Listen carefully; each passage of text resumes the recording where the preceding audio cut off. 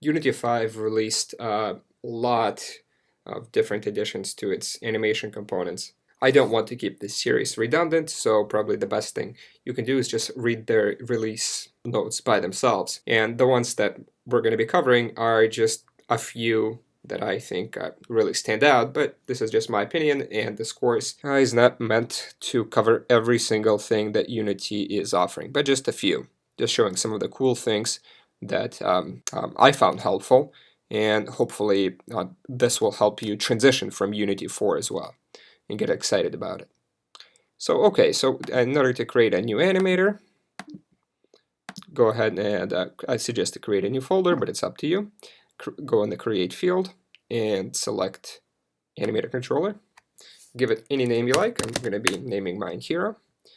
There's some immediate differences that you'll probably see is these entry and exit nodes, and these are implied when the state machine is entered from the animator component. I've got a few animations in here. I'm going to be dragging in from the Unity free animations just the idle neutral one, and I'm able to drag this in even though it's from another set of animations because my hero is humanoid rigged within Unity. And this means that, I'll save the scene, that all of these components, all of these bones are similarly rigged.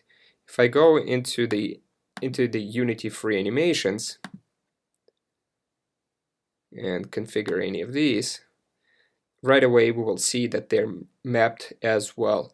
So in this Unity, I mean, in this mechanism is just a hammer. The remapping feature of remapping several animations into one character. I mean, it's just huge. Okay, so we've created this animator here. We've created an idle state. We are going to go into the parameters and just create a float. Let's call it walking, and drag in the walk forward node. Okay.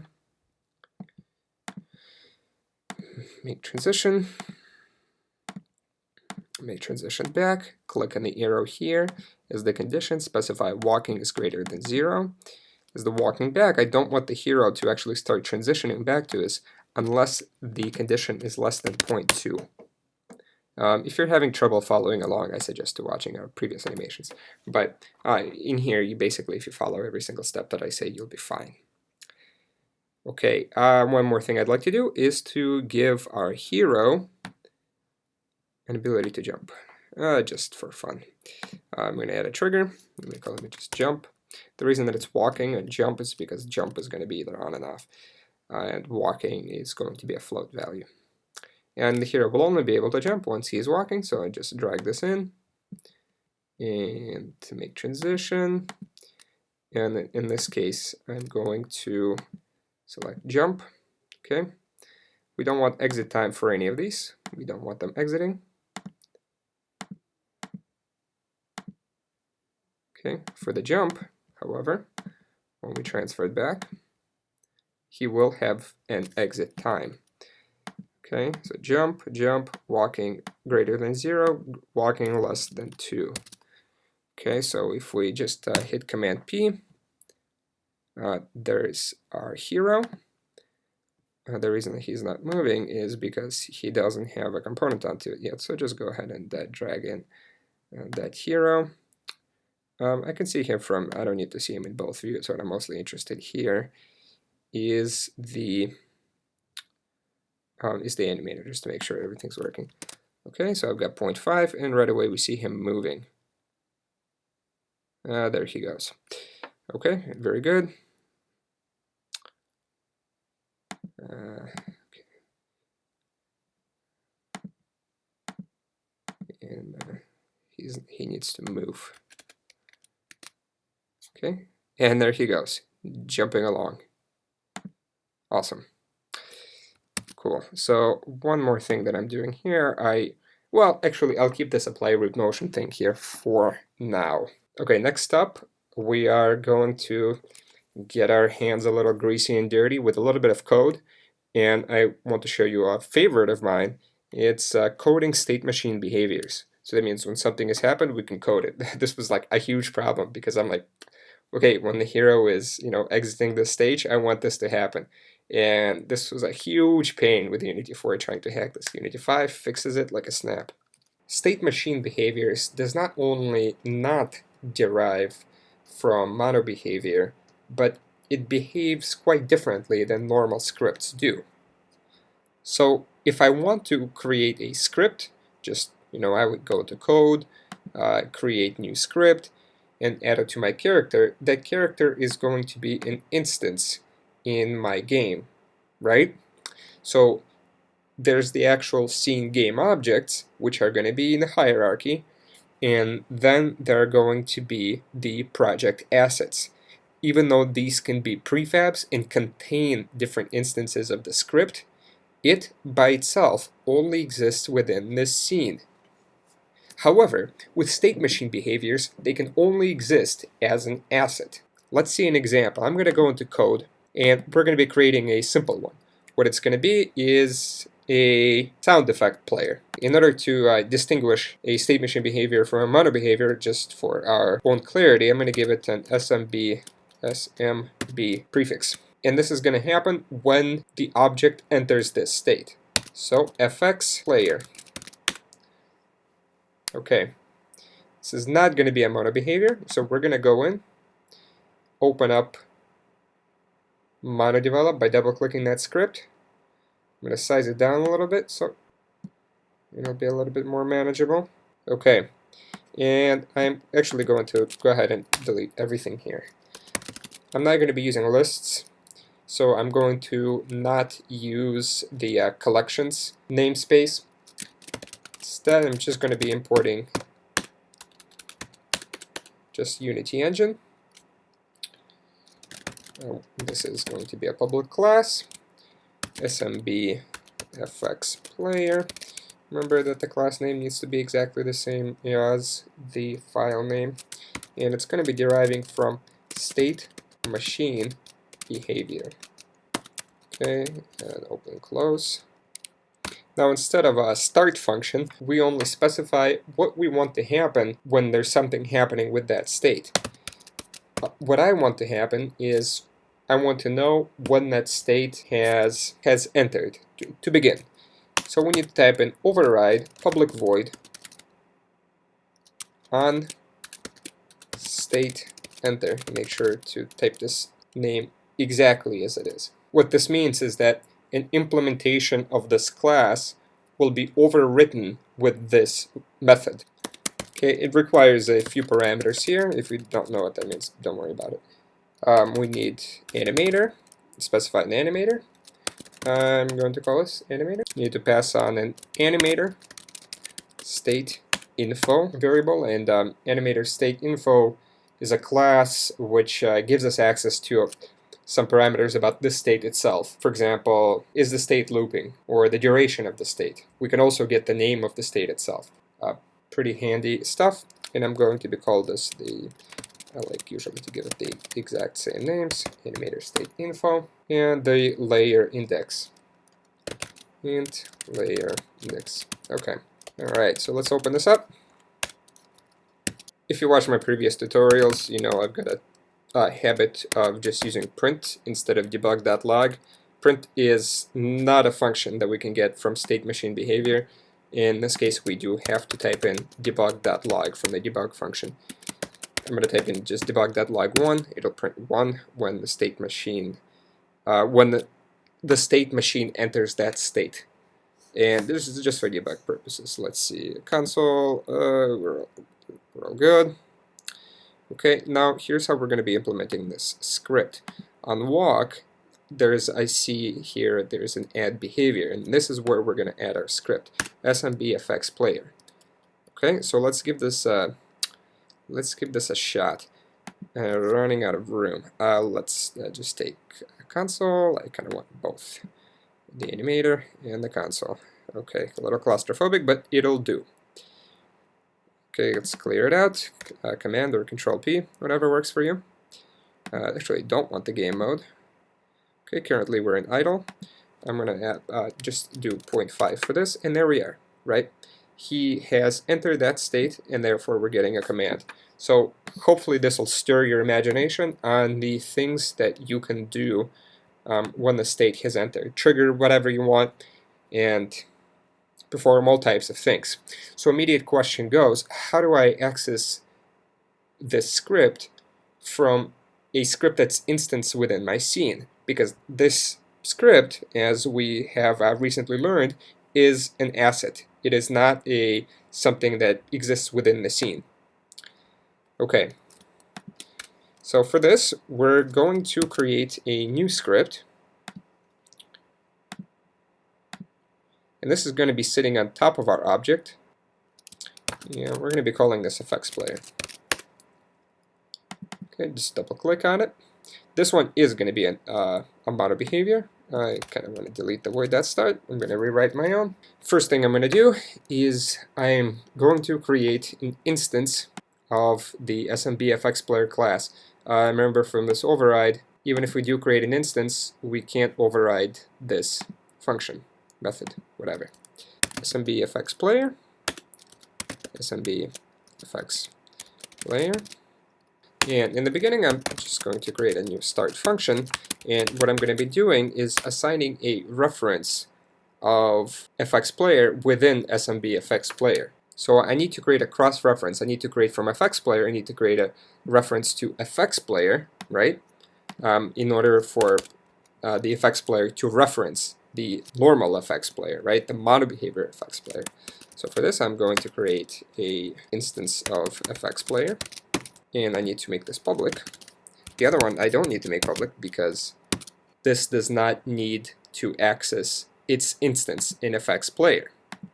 Okay, hopefully maybe it's it might be getting confused with this term. So let's just get to it. Let's just see how it looks in action. Hopefully things will explain themselves. So this is the instance, right? The SMB FX player. So SMB FX player dot FX player, which is the class, equals this, and then this sets the reference of this class.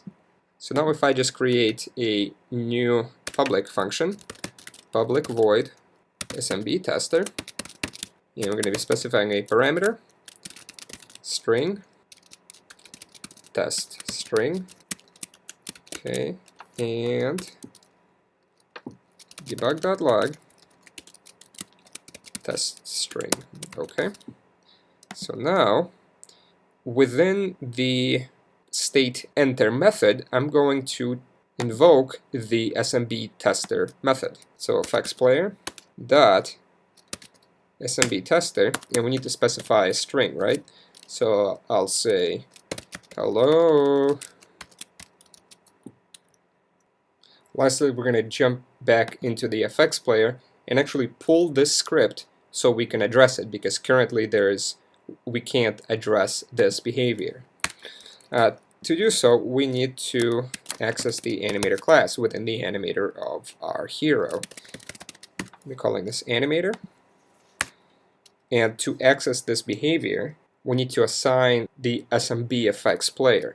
So SMB FX player equals animator dot get behavior. Specify the type. So the SMB FX player. And lastly, we need to assign the animator as well because it's not assigned. So let's assign the animator. Animator equals get component. It's going to pull the component out of this object. We're going to be attaching this onto the player. And animator. Okay, let's bring this back into Unity. Okay, we've got no errors. So now on our village man, we have to drag in this FX player. And on the walk, we already have the FX player. Now currently we can drag this in. I personally would simply like to access it, but I don't want to necessarily see it in the inspector. So in the FX player, even though it's public, I'm going to be typing this little thing in brackets, hide in inspector. It's better to access things via script. Okay, so it's going to be public, but it's going to disappear from the inspector. Just a good practice. Okay, so let's test this out. Control P, Command P, whatever. And go into animator, and I'm going to just walk into point 3, and there it is. It says hello. The trigger, the script has been activated on the behavior, and the string has been sent to the actual effects player on the object. So that's the concept of SMB behaviors. Let's make it a little bit more practical and give some sound effects. Let's go back into our state machine behavior script, and this time I'm not going to hide this variable in the inspector, and I'm going to be adding a audio clip, public audio clip. I'm just going to be calling this audio clip. Okay, in this case I'm going to be dropping this off on several behaviors, and on each single behavior I want it to trigger a different sound, so therefore I want to assign this through the inspector. In this case, I no longer need this SMB tester. I'm going to be deleting this as well, and I'm going to be typing in a new function which will allow me to play sounds. So for any object that plays sounds, it needs to have an audio source component. Audio source, and we're going to be pulling this all from our game object. Audio source equals get component audio source. Okay, now let's create a new method which is going to be playing the actual sound. So it's going to be a private method, private function, and we'll just call it sound player. And within it, considering we're going to be passing off the audio clip from the state machine behavior, I'm going to create a parameter here. So it's going to be called an audio clip. Audio clip, okay?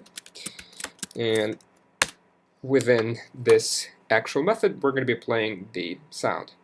So the way that the audio source works, that if we go back into Unity, click on our hero, we need to create a audio source. Okay, and in here we can assign several parameters in which we're going to be attaching the audio clip. As I said in the beginning, we're not going to be diving in Unity 5's audio mixer simply because of its immensity. That's going to be probably a separate tutorial by itself. Okay, so this is actually going to be a looped sound, and that's all I am actually going to be assigning to it. One thing that you saw that I checked was playing awake, because I want this sound to play when I want it to play, but I do want it to loop. We don't want to assign anything here. None of the sounds that we're going to be using are going to be played with an audio source. All of this is going to be assigned during runtime. Okay, so back into Unity. What we want to do is that we've got this, method here, and we want to play this audio clip that's going to be passed on from the state machine behavior. So currently nothing will be playing because this method is completely empty. So, but let's call it anyway. We're going to be calling this sound player. So fx player dot sound player, and pass on our audio clip. Right? That's just the audio clip that we assigned. And then from the FX player, instead of just doing test, let's just run this out. First of all, we need to assign the clip that is in the audio source. It's going to be this clip. Audio source dot clip. Okay, that's the audio clip. And we're going to be setting this to audio clip. So that's what's going to be passed on from the state machine behavior into the FX player. Okay, so we set this clip to this, and now what we need to do is play it. So audio source dot play. Okay, very, very simple. Last thing we want to do is to stop the sound when the state exits. So let's create a new method, public void stop sounds, and no parameters. And what we're going to say is audio source dot stop. That's going to be stop all sounds that are playing. You can also clear up the clip, but whatever. Alright, so now it's currently playing the clip, and just to make things a little tidy, let's set up a state exit method. So override the same thing, public void. In this case, it's on state exit. On state exit, yep. Okay, animator. Animator, just consulting the reference. Yeah, that's correct. animator state info, animator state info, same thing. And also the layer index. Okay, layer, same thing. Could have copy pasted it, but whatever. Type fast enough. FX player dot stop sounds. Okay. Yep. Okay, they're very simple functions. Probably could have optimized it even more, but I want to keep it simple for the sake of clarity. Alright, I've got a clear console. Beautiful. Okay. Everything seems to be good. Now what we want to do is attach some sound clips. I've got my audio folder here, and I've got some footsteps.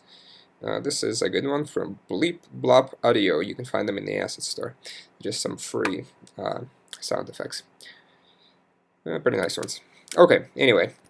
So we've got this effect. It's going to be playing when the state is entering. Okay, I don't need to see the game view. All I care about is the animator. And let's set this to 0.4. And we are getting footsteps. Wonderful. So obviously now we want to add, a jump sound. There's a gotcha to this, however. If we add a state machine behavior effects player onto this behavior, when we're going to be referencing it in our effects player, we will only get one instance of this. In fact, we're going to be running into problems. And we could just create several scripts for this, like state machine behavior effects player 1, state machine behavior effects player 2, etc., and then pulling the reference from each one and assigning the audio clip to the effects player. But that just sucks. So instead of doing that, let's go back into our effects player, and instead of doing it as assigning it as 1, we're going to be just adding in an array. So the same thing, but we're going to be typing a couple square brackets here as a state machine behavior effects players, because this is actually going to be getting a list from our animator. So animator, and we've got all this. This is quite useful because we're going to be rewriting this. SMB effects players equals animator, and this is going to be an array, right? Animator.get behaviors SMB effects player of the type FSMB effects player, state machine and behavior effects player. So now we've populated this array. In order to list this array, we're going to be using a for each loop. For each state machine behavior effects player in SMB effects players for each one of them. And in this case, we're going to be doing the same thing.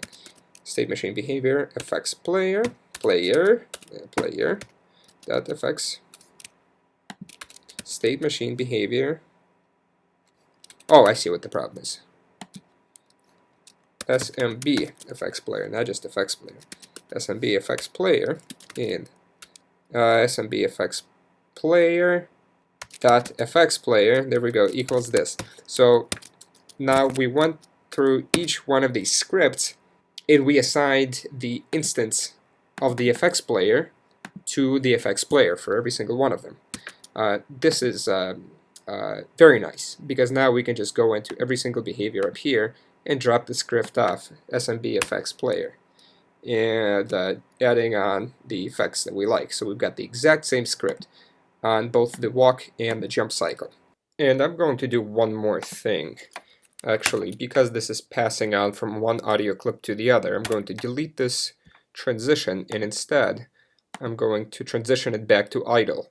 In either case, if I have the walking set more than 0, it'll transition immediately into walking in the first place. Let's give it a try.